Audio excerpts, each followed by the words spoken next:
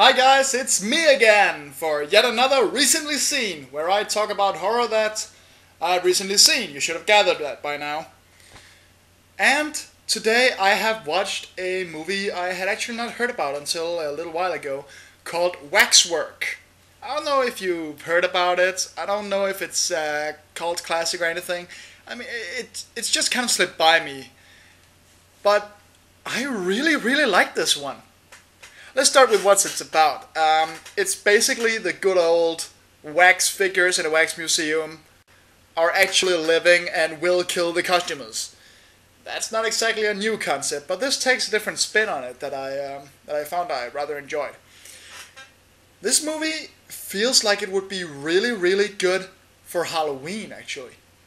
I mean, basically we have these six kids that go to this mysteriously appeared wax museum owned by this incredibly creepy old man, because, you know, when you're invited to a private showing by creepy men in businesses that opened like 5 minutes ago, that's always a good sign.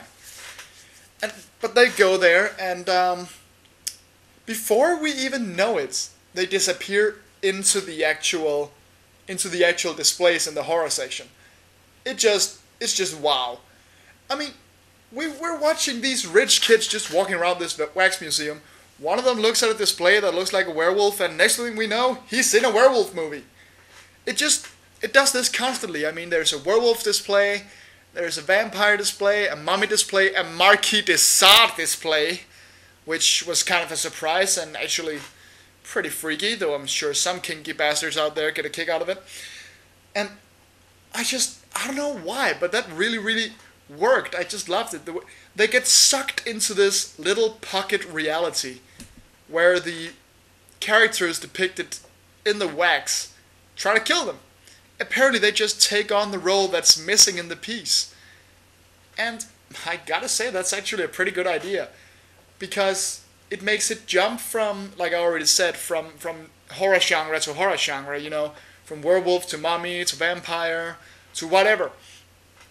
And yes, it freaking worked. It makes sure that it's never boring. Something new always happens. And one thing I found myself quite surprised with is it's not a consistently gory thing, but there are some of these setups where some kills happen that are just hilariously gory. A great example is the very first one with the werewolf thing. I mean, it's just suddenly one of the rich kids has turned into this guy with the ugliest wig I've ever seen, by the way, and enters a cottage where a guy turns into a werewolf. And this werewolf, apparently the costume is so cheap that it couldn't open his mouth, because not only do they film it biting by basically taking a back shot of its head and just going into the guy, you know, but in the very next shot, he rips a guy in half vertically, and it just looks ridiculously awesome. And there's a mummy that steps on a guy's head by accident, so it pretty much explodes. I mean, it came out of nowhere, and it's hilarious to watch. This is a movie that's fun, really fun to watch. It fails at ever being actually scary, but that doesn't matter. It's like a Halloween movie. It's like a greatest hits of monsters. And I found myself surprised that a lot of the characters sort of reminded me of characters from other movies. The owner of the Waxwork, who, if I understood the magic behind this Waxwork correctly, is some kind of Satanist trying to resurrect 18 of the evilest souls that have ever lived, because apparently vampires, werewolves, and mummies are among those. I can understand Marquis de Sade and Jack the Ripper, but where the hell did the rest come from? Oh, and a Zulu warrior.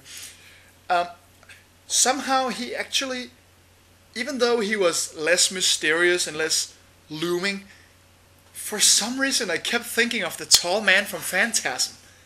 I'm not even sure why. Perhaps it's just the vibe of this almost overworldly fellow who you can't really stop, at least not at first, who just kills people because, hey, that's his job, that's something he's got to do.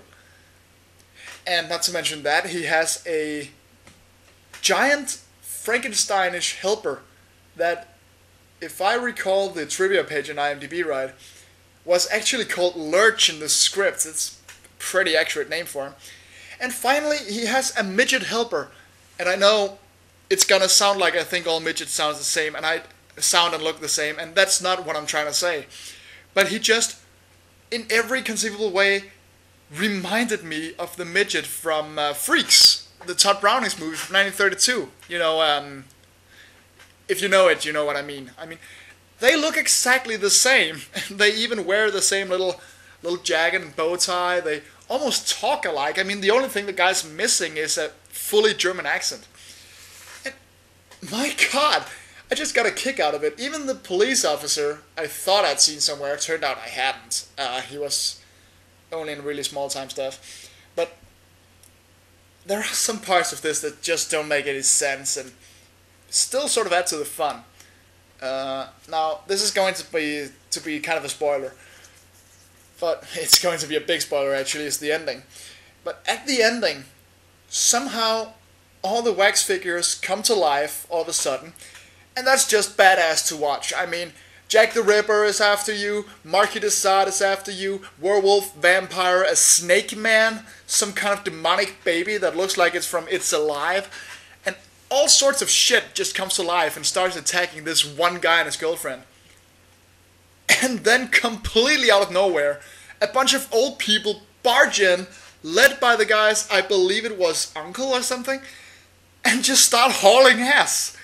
And next thing we know, we just have a war between old people and wax figures. I have no idea what the hell that actually, what foreshadowed that, why it happened, but it was just badass to watch. I mean, this is a movie that just goes straight for the cheese. At least, it feels like... sorry, I'm just playing with something over here. I have problems sitting still sometimes. It just... I really, really loved it. It was just so much fun to watch. I mean, it's not a perfect movie. Some of the actors, actually all the actors, either overact or, you know, don't act at all. And, like I said, there was the little costume failure with the werewolf. But I don't care. It was so much fun to watch. And I am definitely going to check out the sequel. If it's gonna be half as fun as this one, it's gonna be awesome. But like I said, there are a couple of logic flaws. There was that entire war at the end. There was the how the magic worked exactly. I'm not sure I understood that entirely. And there's the whole resurrecting 18 evil souls, among which are a werewolf and whatnot, you know. And that Zulu warrior, he only shows up for like a second, but it's just hilarious to watch. And, you know, I can't even nitpick very much at this, other than, like I said, the acting. Because, fuck me, it's fun!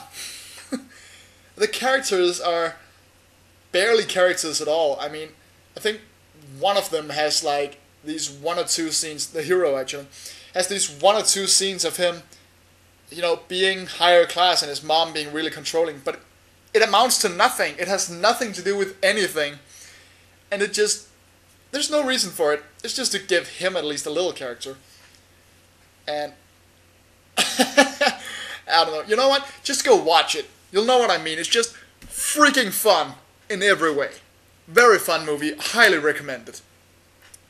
So, yeah, that was probably the briefest review I've given so far. Not a great movie. Totally fun for anyone who's into this shit.